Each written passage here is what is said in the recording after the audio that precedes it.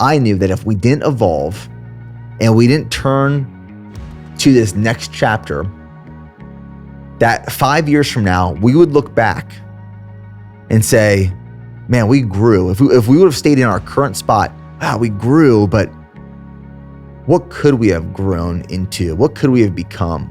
What could we have accomplished if we truly would have taken the risk? If we would have stepped into the discomfort?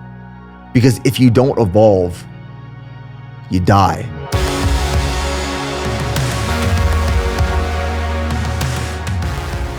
What's going on, guys? And welcome back to another episode of the podcast. Today's topic is all around evolving. And if you stop evolving, if you don't evolve, you die or you waste. You waste time, you waste opportunity, you waste away, you erode, you wither. And that might sound extreme, but I don't believe it is. I honestly, truly don't believe that it is extreme. And I have a lot that I want to talk about and share, especially coming off of our annual family vacation. So every year, Steph and I, and now with our two kids, go to Seaside, Florida. 30A. 30A is a highway that goes along a bunch of small beach towns, and it's beautiful. We love it. We go every year at the end of April for Steph's birthday. Happy belated birthday to my beautiful wife, Steph. And we just got back from that trip. It was our first family trip as a family of four.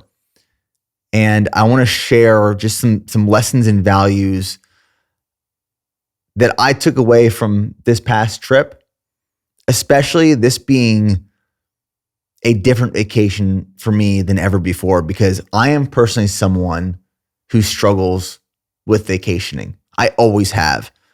And I'm not proud of that, but it's the truth. I've always struggled with vacations and taking time off. And this is one trip, this is one vacation where things just felt different. They were different. And as Steph and I laid in bed last night after returning from Florida in a crazy travel day, reflecting on the previous week, we both laid there and said, this trip was different. This felt good. This felt right. I have made some changes. I have evolved my mindset, my practices, my routines around taking time off from work, vacationing properly, spending time with family, and truly embracing the season of life that I'm currently and we are currently in. Now, before we dive into some of this meat and potatoes, if you will, I want to share a section of my book that is applicable to this topic. And as I've mentioned before, and I'm going to mention it again until this book launches, my new book titled Go On More is being published officially June 24th, 2025. And I've been working on this book for over 2 years now. And to be able to see the publishing date into the near future on the horizon, it feels surreal. I've put a lot of time and work into this book. I'm really proud of this piece. Really excited to get it into your guys' hands. And you can actually pre-order the book right now. So we have the link shared in the description of this episode. And you can go pre-order the book on Amazon. You can pre-order the book on Target, Barnes & Noble, wherever you like to get your books at. You can pre-order Go On More. And like I said, it will start shipping and being released officially June 24th, 2025. And I would greatly appreciate if you guys obviously bought the book, supported the book, but pre-ordered as well. Because one of my goals is to get on the New York Times bestseller list. And the way that you do that is by selling a certain number of books. And that takes into account all of your pre-orders and the books you sell up until the Saturday after launch. So I have from now until the Saturday after launch, to sell as many books as possible, pre-sell, sell during launch week, in hopes of getting on the New York Times bestseller list. And that can be the paperback, the hard copy, or the audiobook that I recorded myself as the author. But if you want to support me and the brand and the mission, I would greatly appreciate it if you guys pre-ordered and bought Go One More. Now, what I'm about to read is chapter 4. And chapter 4 is titled, Change is Not a Threat, It's an Invitation. And the section specifically is Embrace Change. Why does change scare so many people? Maybe it's because of their pride. Maybe it's their doubts and insecurities. Maybe it's the emotions that arise when someone's ideas or actions are challenged. Regardless of how scary change might be, if you want to be the greatest at what you do, and if you want to reach your full potential, there is something that's going to have to change along the way. And if you're afraid of making that change or you don't want to confront it, you will never get better. And that weakness will surely break you. The strongest people embrace change.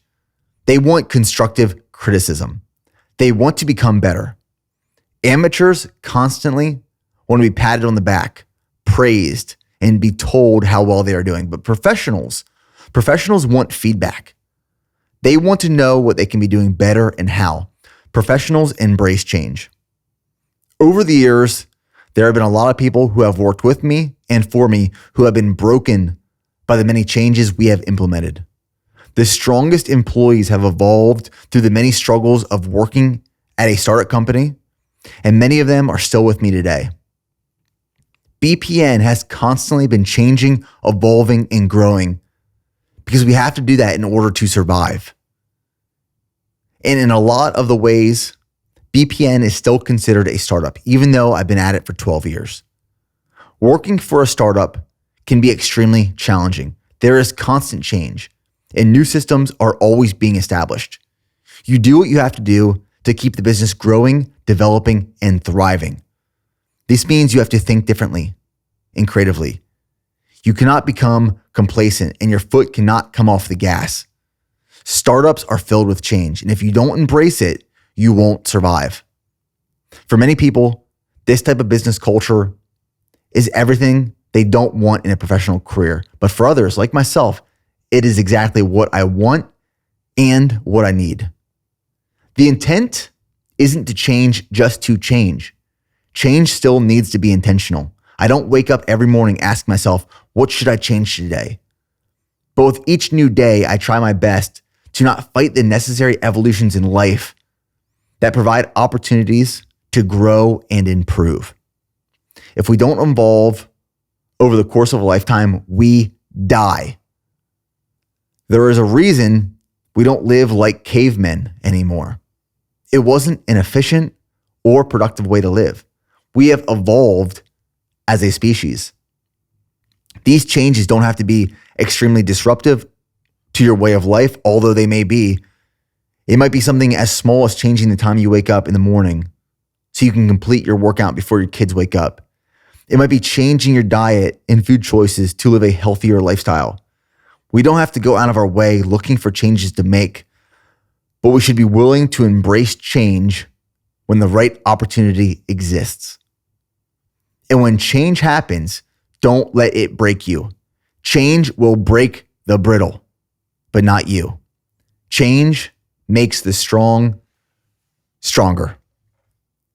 So that's a section from the book all about change, all about evolution, all about accepting these natural changes and evolutions that happen to us throughout our lifetime on a daily basis. But the only way that we see progress and results from change and evolutions if we are intentional with the decisions we're making. If we don't evolve, we will die or waste. Without evolutions, we are wasting potential or we're letting opportunities die. And like I said, we have to evolve with purpose. We have to evolve with purpose. We have to evolve with purpose, not just to do it. And life is a series of evolutions and adaptations. And there's a difference between adaptations and evolutions. So the way that I think of adaptations is I think back to when I was in probably middle school, maybe early high school. And I was in science class. It might have been biology. And we were working with microscopes. And on a microscope, there is a coarse adjustment, which is the big knob. And then there's the fine adjustment, the small knob. So the big adjustment will get you, will get you closer to the image that you're trying to view. But the fine adjustment, you just turn a little bit to the left or the right to really get clarity. And for some reason, ever since that experience, middle school, early high school, like I said, I've pulled that microscope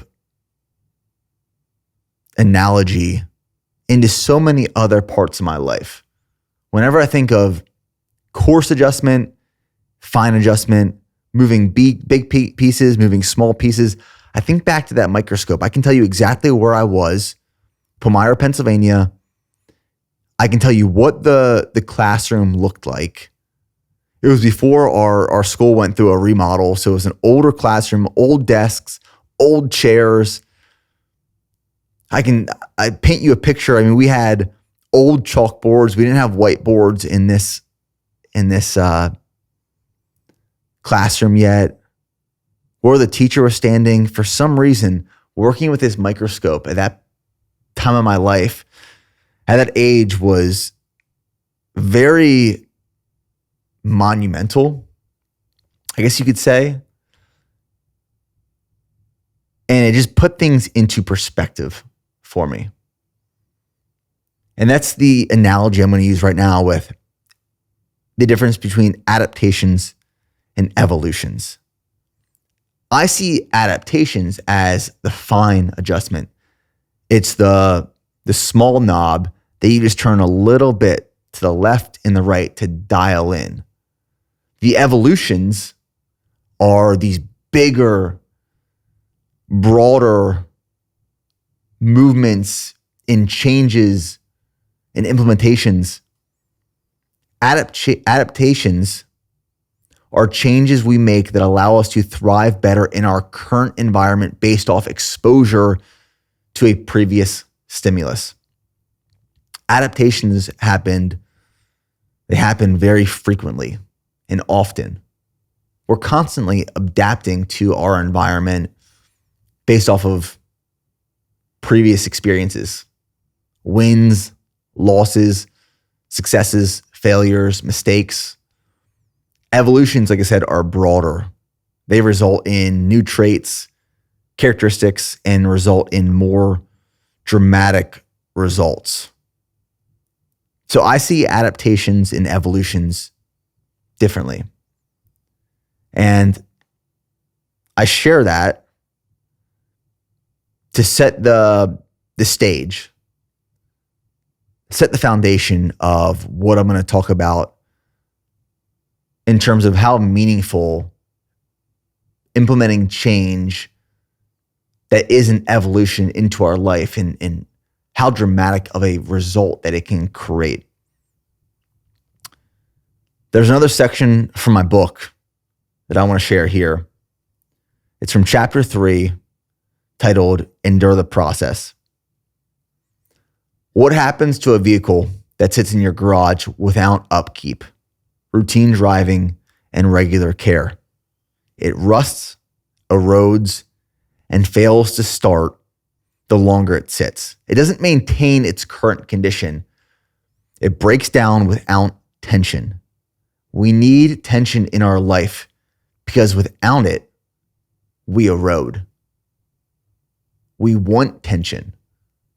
Whether we pursue it and choose it and we look for it, or that tension happens to us, ultimately for us, and we have to accept it. It's going to happen regardless. We're going to be faced with obstacles, resistance, hardship, and we can either invite it or we can resist it. But if we invite it, it allows us to learn from it, grow with it, and resist erosion, resist death, resist waste. Endure the process. And the reason I share that section from the book is because yesterday when I was coming home from vacation, and I'll get into our vacation here a little bit, but I'm always planning ahead. I'm always forward-looking and backwards planning, which is another big section of this book. And I believe that is a strength and a skill that I learned in the military that I have then implemented into every other part of my life. Forward thinking, backwards planning. The concept it's pretty simple, but it's one that so many people just don't practice, and it can be game-changing to your life. And it's pretty clearly defined as the way it sounds. You look into the future. What do I need to plan for? Or what should I expect that's going to happen in the next 1 minute, in the next hour, in the next day, in the next week, in the next month, in the next year, in the next 5 years? And then you backwards plan accordingly to prepare for that forward thinking. So whenever we're traveling, as we're about to land, because I oftentimes buy the internet on a flight so I can get some work done, just get caught up on some things instead of just wasting time sitting on an airplane. What I will do, especially after we've been gone as a family for a few days, is I will order groceries and I will try to time up groceries perfectly so that they arrive right as we are getting home. Yesterday, I mistimed it a little bit. The groceries got delivered about 15 minutes before we got home, which is not all that bad, but we had like chicken being delivered and cottage cheese and milk and butter and eggs and all of these things that needed to be refrigerated. So that's one of the things I do as we prepare to come home from a vacation or a big trip as a family is let's get the house set up as well as possible so we can get back home, get back into our routine, and keep operating, keep living, keep thriving. And groceries is a big part of that. Got to keep this bear family fed and fed well. So I ordered all these groceries through Instacart. And since having kids and creating a family, Instacart has become one of our best friends. I'm not going to lie. It's so helpful. Instacarted all these groceries. They got to the house and we were gone for 5 nights. So we were on vacation for 5 nights. Not that much time in the grand scheme of things. But I was so surprised because when we got home, as soon as I walked in the door, I could tell, one, that we haven't been home for 5 nights. There was a musk in the air. So I'm trying to find like where these smells are coming from. I go into our pantry. There was a half-eaten loaf of sourdough that we left sitting out in the bread basket that Steph made a few days before we left for vacation. And this thing was the moldiest thing I've ever seen in my life. If you or your family make homemade bread, like we make sourdough bread every week, or I should say Steph makes homemade sourdough bread every week, you'll be so surprised by how fast that bread goes bad and molds and spoils compared to some store-bought breads. I mean, I can buy store-bought bread and it will last me weeks. Sometimes it will never mold. It just gets hard and crusty. And you realize, okay, there's a lot in this bread. There's a lot of preservatives that are keeping this bread alive and well. To resist change, that bread has added ingredients and solutions to resist the evolutions of change and mold and die and become weak. Although maybe eating that bread will make you old, die, and become weak. But we make, like I said, sourdough bread every week. And within a couple days, it starts going bad. So I walked into the pantry and the bread is black and blue and moldy. It was like giving off of this heat. It was crazy. And then I go to this basket of where we keep potatoes, and the potatoes have like the roots, the white roots growing out of it.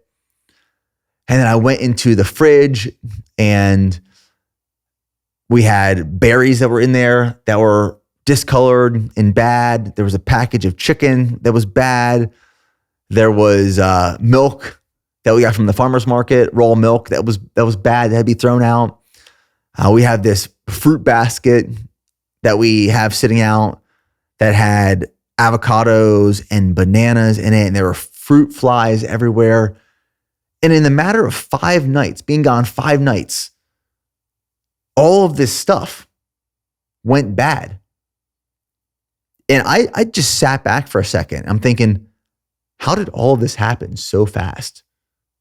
5 nights. And then I was thinking back to, why doesn't this always happen? Why aren't I walking into the pantry every morning to moldy bread and fruit flies and spoiled milk and rotten berries? And it's because we maintain the house. We maintain our life.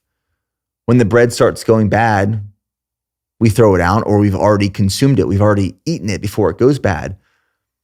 And the milk gets drank, or if it's not drank in time, we dump it out down the drain. And the same with the avocados and the bananas and the chicken and all of these things. And because we maintain the items in our house, we maintain the home, we don't experience the erosion, the death, the destruction, the waste. And it's so applicable to our life as a whole. If we are not maintaining, if we are not evolving, if we are not tending to our life, areas of our life, goals in our life, the same thing's going to happen as it did the food in my home while we were gone. It goes bad, it spoils, it becomes waste, we have to throw it away, it stinks.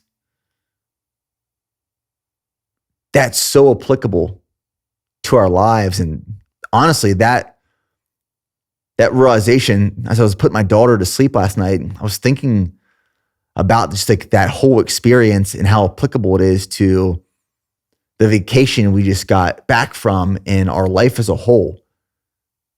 That if we stop evolving, if we stop maintaining, if we stop pursuing growth, we die, we wither, we waste. We might not even waste away physically, but we can waste away mentally and emotionally. Like I said in the beginning of this episode, we can waste opportunity and potential and time in memories and moments. And that leads me to like what I really wanted to share and discuss in this episode. And that's to summarize some changes that I've made in my life over these last, I'd say 2 years, but probably less than 1 year, specifically, if I'm being honest. And that's just being more intentional with the time that I'm spending at home with my family and really around vacations. Now, I'm really proud of myself. And I don't say that often, and I say this very humbly. I'm really proud of myself by the way that I vacationed this past week, this year, with our family of 4, for Steph's birthday. And as I say that, and I think back to verbally saying I'm proud of myself for X, Y, and Z. I don't say that too often. I'm proud of a lot of the things that I've done and I've accomplished and what I'm doing. But for me to audibly say that out loud, it is more rare. And the last time I think I ever said that out loud and like really, really meant it was when I crossed the finish line at the California International Marathon. And my goal was to run a sub 2 hour, 45 minute marathon. And I ran 2 hours, 39 minutes. And I put in such a big prep for that marathon. I put in so much work, really like dialed in and focused and sacrificed and just had a great race. And when I crossed that finish line, I was talking to our team, I said, man, like as my eyes started to swell up and I had this lump in my throat, I said, man, I'm really proud of that one. I'm really, really proud of that prep and that preparation and that race and that performance. And I really meant it. I was really proud of that race. And when I say that I'm really proud of the way that I vacationed this past week, as crazy as that sounds, I'm proud of the way that I vacationed. I'm hoping after I share some of these stories that it will make more sense. And I think if you are anything like me, you might struggle with the same things that I've struggled with and still do struggle with, that it might make more sense. But it sounds so wild. I'm proud of myself for the way that I vacationed. And 2 nights ago, after we put the kids down, we were laying on the couches, getting ready to go to bed, all sunburned and beat up from the sun and the ocean and the pool from that day. I made an Instagram story just talking about how I used to really struggle with vacations and still do to some extent, but I've gotten better. And this vacation felt different for me. Steph and I both agreed this vacation just felt different. And the response was pretty surreal. After I posted that, a lot of other people responded saying, I too struggle with vacation. And I have, and I still do. And I believe that if you are listening to this podcast and you follow my content and the message and go one more, you might struggle with vacations as well too. Because vacations sometimes feel like you are doing less and you are missing out on opportunity and you are degressing. You are losing progress. You are becoming dull. You are just taking it easier than you deserve or should be having it in that moment of time. And honestly, that whole mindset and that experience is one of the reasons I wrote my new book, Go One More. The subtitle of Go One More is Find the Clarity to Make Intentional, Life-Changing Choices. Go One More, when I founded it, those 3 simple words, they were just an action. You might think of Go One More as a verb. Do more. Do 1 more rep in the gym. Run 1 more mile. Spend 1 more day on your business. Continue to pursue greatness by doing more of everything and anything. But that's not the goal or the meaning or intent of Go One More. Go One More is an outcome. And you achieve the outcome and results of Go One More by making intentional, life-changing choices. And you can only make intentional, life-changing choices if you have clarity. You need clarity into what you are attempting to pursue and accomplish. So the reason that I used to struggle with vacations was because I felt like I was not living out Go One More. It was forcing me to slow down. It was forcing me to take a step away from my business for even a few days. It was forcing me to not train as much or be off my diet a little bit or relax. And I wasn't comfortable with that position or that mindset. But I've now come to realize that that actually wasn't pursuing or achieving the outcome of going more. That was the complete opposite. The complete opposite. That's one of the reasons I wrote this book. That's why I'm so proud of this book. It's because of the message that's in here, which can be, should be, and is so powerful. Now, like I mentioned, this was our first vacation as a family of 4. Seaside, Florida. I love the Seaside, Florida area. Again, it's along Highway 30A. Growing up, never heard of this area. Vacation for us growing up, I'm from central Pennsylvania. We would go to Ocean City, Maryland every summer. And I loved it. I still love Ocean City, Maryland. It is a completely different experience than Seaside, Florida. I mean, they call it Ocean Shitty because it is wild. It can be reckless. When I was a senior in high school, we went to this thing called Senior Week at Ocean City, Maryland, where all the seniors in all the high schools in pretty much Pennsylvania went to Ocean City, Maryland for a week, Senior Week, and it was just pure chaos. I mean, I would never let my kids go to that beach during that week because it was reckless. But they have a beautiful boardwalk there, and there's mini golf spots everywhere. You can get crab legs, and Maryland is just, for me, it has a special place in my heart because we grew up going there. And then when I first started dating Steph in 2018, she just recently visited Seaside, Florida, and fell in love with it. So we shortly after took a trip down there. We stayed in Rosemary Beach our first time there. And then we ended up staying in Seaside and Sea Grove and Watercolor. And there's all these cool beach towns, very family friendly.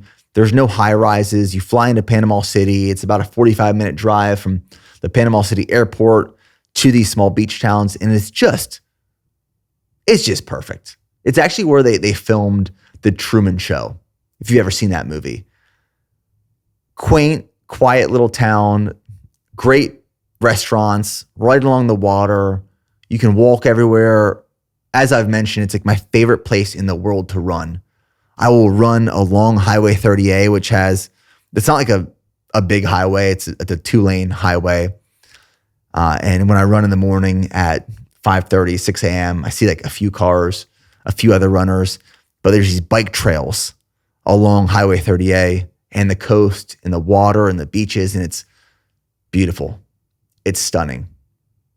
And that's our favorite place to go. We love it. We go every year, and we've been doing it for years. And of all the vacations that Steph and I have ever gone on, I'd say 90 to 95% of them, I was not fun. I'll be very honest with myself. I was not a good time. I would get so stressed out just thinking about vacation coming up. And the thought of not being at work, in the office, leading the team, being off of my routine, having to figure out what I was going to eat throughout the day, how I was going to get all my training sessions in. Because for years, I was in some sort of fitness prep, whether that was for a marathon, triathlon, Ironman, high rocks, bodybuilding competition, ultra. I've been in a fitness prep for pretty much all of the time that Steph and I have been together. So vacations were, for me, a big distraction, a wasted time.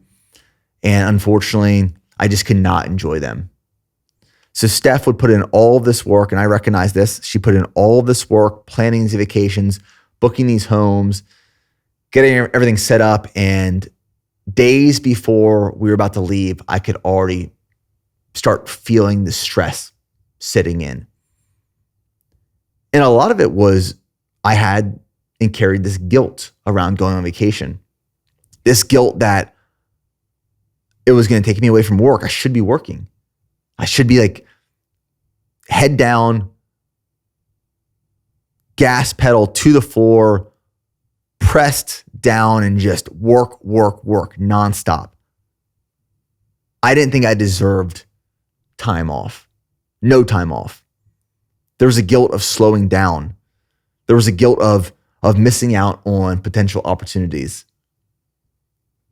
And some of these pressures, most of these pressures were internally created, but I also felt this obligation and responsibility that if my team, the people who work for BPN, are back in office, packing orders, working supply chain issues, filming content, creating videos, editing films, all of the other departments and operations of the business, if they were still back at HQ in Round Rock, Texas, working really hard, and I was somewhere else on vacation, I felt this heavy sense of guilt. Why should I get time off while they're working?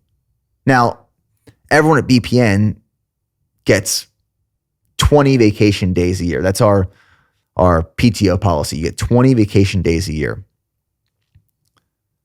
And I highly encourage everyone, take all of those 20 days. Please don't leave one day left in a calendar year. Don't take 19 days off. Take your 20 days off.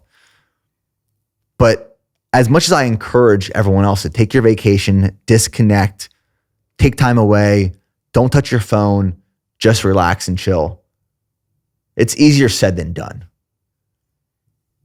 And I believe that if you are, again, a high achiever, if you are pursuing this life of building and accomplishment and achieving, you might struggle with this as well. What did vacations used to look like in the past? It was heavily controlling my diet. It was excessive training. It was waking up very, very early to knock out one of my training sessions. There were times where I was training twice a day on vacation. I wasn't able to relax or disconnect from work. I'd be on the beach on business calls, answering emails, answering Slacks. There have been many vacations where, I can think back to our honeymoon in Cabo. I was in an Ironman prep during our wedding and then our honeymoon, and I was waking up and getting on the treadmill in Cabo during our honeymoon and running 14 to 16 mile runs every morning while Steph was at breakfast by herself or by the pool, and I just could not disconnect. There have been times in Florida where I've been in a marathon prep, and while the whole family, we go to the beach with Steph's family, my family sometimes, where everyone's been at the beach, and I'm out running along Coastal Highway 30A doing a 22-mile workout for the day. And obviously doing a 22-mile workout in the middle of summer in Florida, afterwards you're absolutely taxed. So you have no physical, mental, or emotional energy for the rest of the day. And I was useless. But for me, I could not turn it off. I couldn't. I wouldn't. I had the choice, but I chose not to. And I knew what this was doing to my relationships. I knew what this was doing to my family. I knew what this was doing to me personally, but I could not stop. I could not turn it off. And I had a lot of pride in that discipline, in that ability to maintain. But the reality is, I recognized that if I didn't make a change, if I didn't evolve, I would die. Maybe not physically die, but I would waste. I would waste a lot of memories that I couldn't get back. I'd waste a lot of time. that I couldn't get back. I'd waste a lot of joy, potentially waste and ruin relationships. Sometimes evolving is not just continuing to push and push and push in one direction, but it's pushing in a different direction that may unlock another type of go one more. That may unlock a different type of growth and perspective and wisdom. And this past week, this past vacation, for me, was like the definition of an evolution in me personally and professionally. Now, I have to recognize and admit that my business is now at a different level and size where I can take a step back, or maybe not even a step back, but I can take a step away for a few days and go on vacation and know that I have the right people in the right positions in places to make decisions and execute and keep the business pumping at full steam. And I'm very grateful and appreciative for that, because there was a time, there was a moment, there was a place when that wasn't the way it was or the way it is today.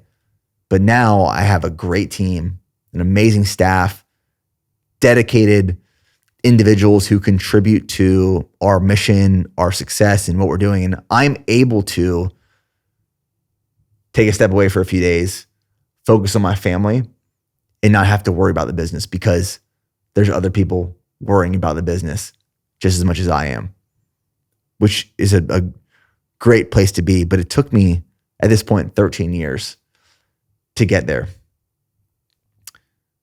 What else has changed that has facilitated this new type of vacationing? I had kids.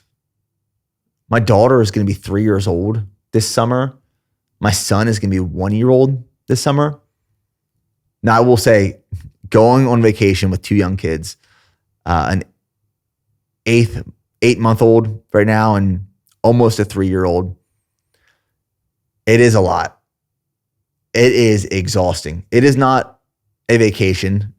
I was once told this a few years ago before we had kids, that once you have kids, you don't go on vacations anymore, you go on trips. And I found that hilarious. And I found it even more hilarious now because it is so absolutely true. They are exhausting. I mean, Steph and I, last night when we got home, we were dead. But it was absolutely amazing. It was so much fun. Like seeing Charlie, like, love being in the pool and being on the beach. And right now, she's just like changing so much on almost a daily basis. She's obsessed with Hannah Montana at the moment. And she was doing these Hannah Montana reenactments on the beach. And I would announce her to come out on stage. She'd come out on stage and she would perform, she would sing, she would dance. And it was hilarious. And just the memories that we created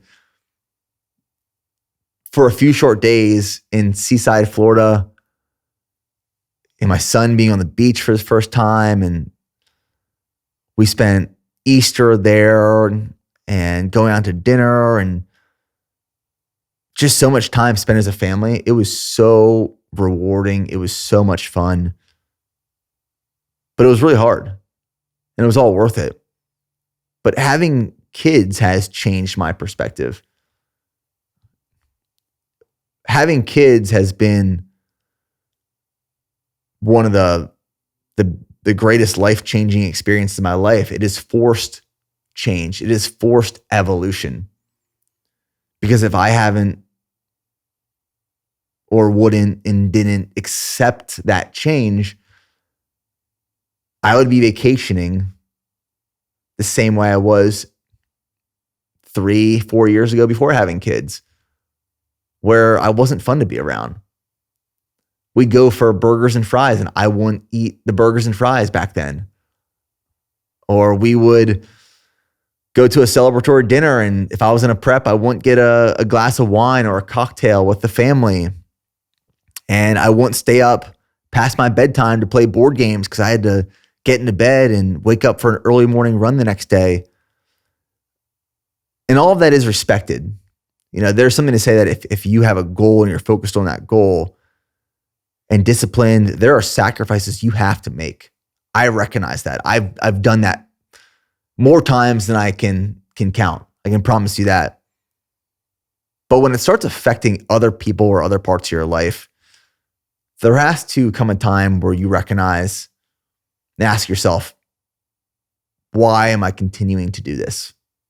What is the purpose? And is it creating more harm than it is good? There's a time and place to sacrifice. There's a time and place to be super dialed in and disciplined and committed. And when it's time for me to be there and go there, trust me, I can go there, I can do it, and I will. I have before and I will do it again.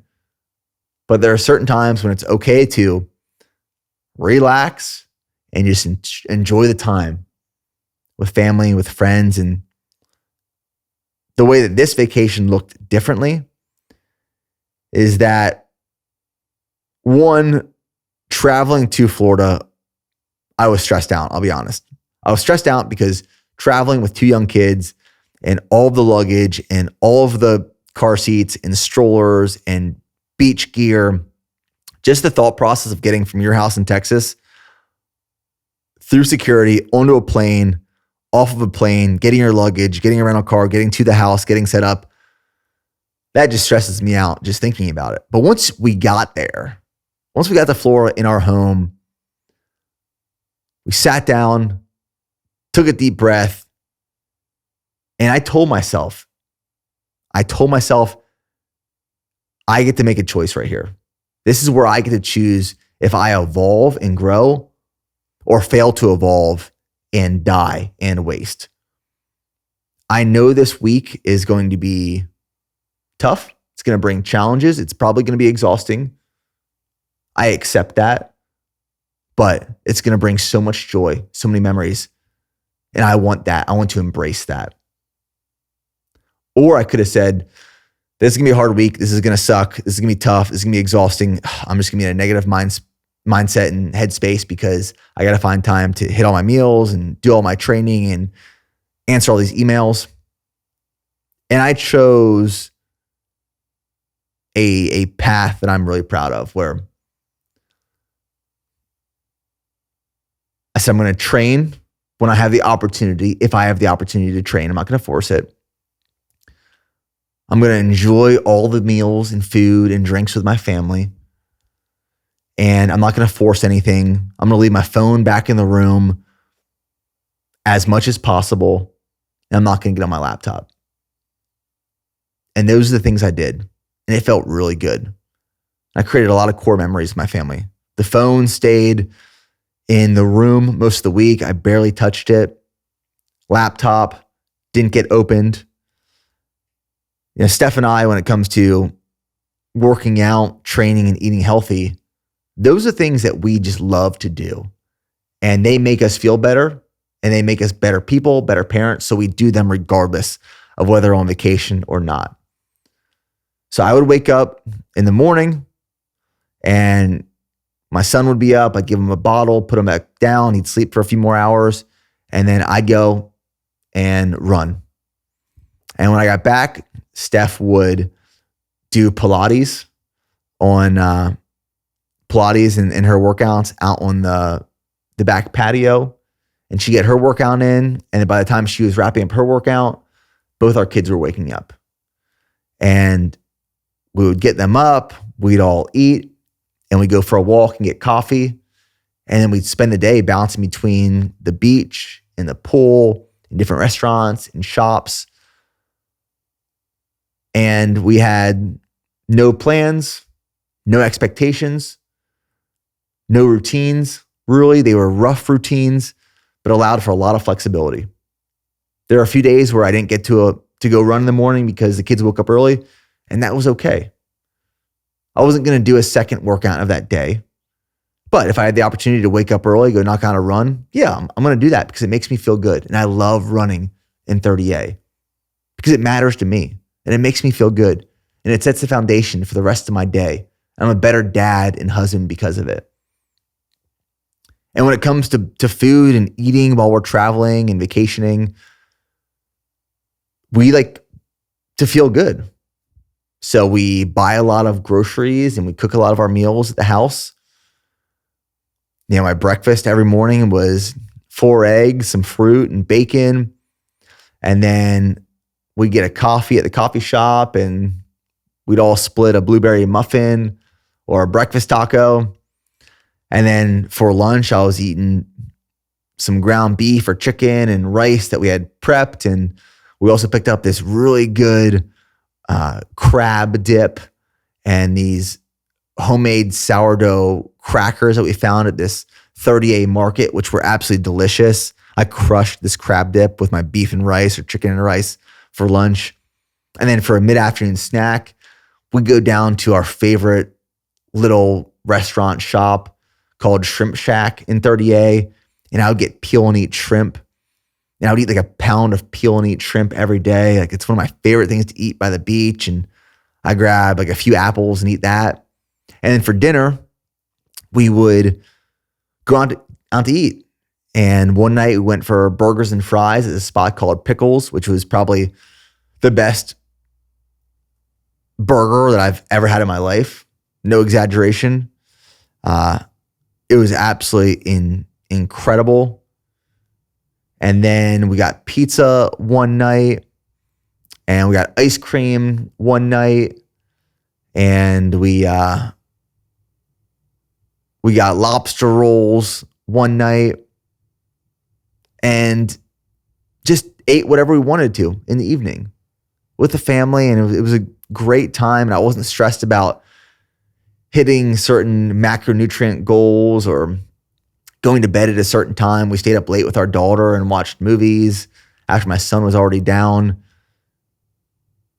And I just wasn't overly controlled with this trip, with this vacation. One of the hacks that Steph and I implemented on this vacation that will become a standard for us moving forward is what we found when we go out to dinner with the kids is that it's typically chaos. That's just like the reality of it. Like there's food everywhere, baby's crying, someone's holding Nico while you're trying to shovel food in your mouth. It's just like pure chaos at this season and chapter of life. Going out to dinner is not ever easy. So like there are so many times where we'll go out to dinner, we'll order a cocktail or a glass of wine and like we don't touch our drink because we just don't have time to drink it. You're passing the kids back and forth. You're feeding one of the kids. You're changing a diaper. It's just the way it is. So we implemented this new thing that as we're getting ready to go to dinner, and we timed it up pretty well where Charlie would come back from the beach or the pool and she'd lay down on the couch and watch a show and pass out for a little bit. And Nico would get a bottle and he'd sleep for about an hour before we go to dinner. And Steph and I would use this time to get ready, shower up, get dressed, get all the kid stuff ready to then walk down to the square of Seaside and grab some food. This is when we shared a drink together. So I would make either a margarita for us or we'd pour a glass of wine. And as we were getting ready, we'd share our pre-dinner cocktail, have a little moment together, get ready in silence, peace, and then the kids would wake up and we'd go get dinner, eat our food, come back, go watch the sunset on the beach, or go get some ice cream and some sweet treats. And that was a hack that we implemented in this past vacation that was very beneficial and nice. But this vacation for me was an evolution. It was an evolution that I chose to implement. Because I knew if I didn't, I would create this trend that potentially would last years, decades, my lifetime, where I was the person on vacation that was a buzzkill. I was stressed. I was negative. I was working. I was going to sleep early. I wouldn't go to dinner with the family. All of those things. I didn't want to be that person anymore. I wanted to live and embrace the outcomes of Go One More. That's a choice that I made on this vacation. And that evolution and choice paid off in dividends for my relationship with my kids, my family, my wife. And I'm really proud of that choice. It wasn't easy, and it sounds ridiculous. It wasn't easy to enjoy vacation and time away from work and training and strict dieting and all of these things. But again, I believe that if you are type A, mission-focused, goal-oriented, you might struggle with this as well, just like me. You know, there's a lot of reasons we probably avoid change and we avoid and resist evolutions. Some of those reasons are the fear of the unknown. Routines feel really good. Routines are comfortable. Routines are predictable. And anything that challenges that routine oftentimes comes with a lot of discomfort, and we want to avoid that at all possible costs for many of us. Change and evolutions require work, lots of work. And there's naturally a resistance to that change in that work that is required to facilitate something new, something different. And if accepting change and pursuing and choosing these evolutions that will facilitate growth, if it isn't a skill, there's an opportunity right now to make it a goal, to turn it into a skill. You know, like right now, one of the things that we are doing with BPN, a big focus of mine, this is a crazy chapter actually of life, because right now we are getting ready to move into our new HQ that we've been working on for the last 18 months. It's been a massive project, which I'm about to talk about. I have my book launch that is coming up. So a lot of preparation for the book launch, a big media tour. We are hosting our Last Man Standing Go One More Ultra on the Bear Ranch next month, which I'm so excited about. It's going to be an absolutely incredible race. We have some people who are coming out to put down a lot of miles. We are launching a new product in June, which is what we're calling the future of endurance. I will do a podcast just on this new product in the near future. But in June, we are launching that, and I'm really excited about that. And then we are preparing for our annual summer sale, which is in July. So there's a lot that we're creating, we're building right now. Lots of momentum behind the brand, lots of opportunity. And all of these things that we're pursuing are choices that we made to push the brand forward, to continue evolving the brand into the business, into the brand, into the company that we and I want it to be, need it to be in the future. Like moving into this new HQ is a big evolution for us. And I'll explain why. It might just feel like another move. You know, over the years, we have acquired a bunch of new space.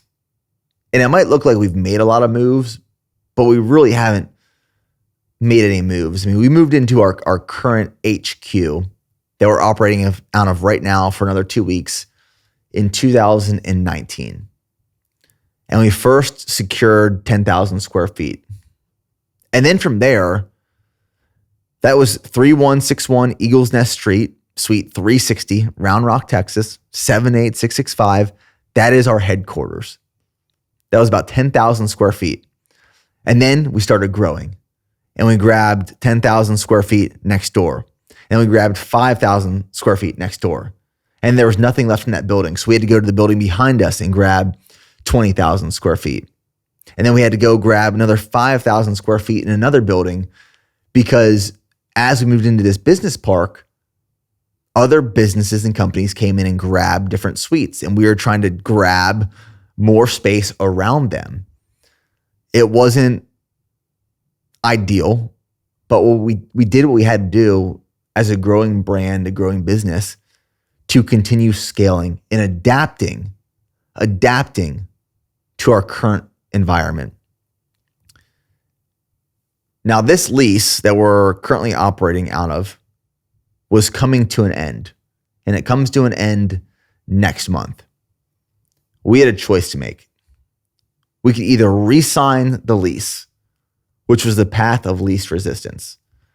We could keep operating out of our current existing footprint.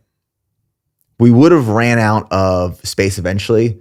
We definitely would have ran out of space for inventory in the near foreseeable future. So we would have had to have grabbed some more warehouse space, which wouldn't have been a problem. We just grab another, 10, 20, 30, 40, 50,000 square feet somewhere in a business park close to us to store inventory. That would have been a pretty easy solution. The path of least resistance. There's a lot of comfort in the space that we're currently operating out of. It works. It's not the most efficient or the most effective, but it works. The other choice is not an adaptation, but an evolution for this next chapter of BPN. That would have been not re-signing our current lease and signing a new lease for a bigger space that comes with a lot more work. These last 18 months have been jam-packed with working alongside architects, designers, construction managers, engineers, getting blueprints drafted up, furniture ordered. And in 2 weeks, we moved into this new space. We chose growth. We chose the evolution, not just the adaptation. We wanted a little bit of discomfort. We wanted new. We wanted different. We wanted challenge. This new space that we're moving into is 76,000 square feet total. It's about 9,000 square feet of gym, over 15,000 square feet of office, and over 50,000 square feet of warehouse for inventory and fulfillment. It's a massive building. If you would have shown me this building back in 2012 when I first started BPN in my college apartment, I would have told you there's no way. There's no way we will ever be operating out of that space. It's beautiful. It's immaculate. It's intentionally and well designed.